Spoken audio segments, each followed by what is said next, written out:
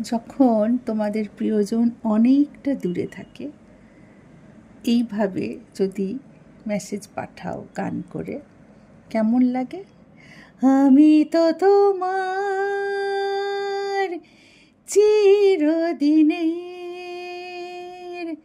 হাসি কান্নার সাথী। আমি তো তোমার চিরদিনের হাসি কান্নার সাথী।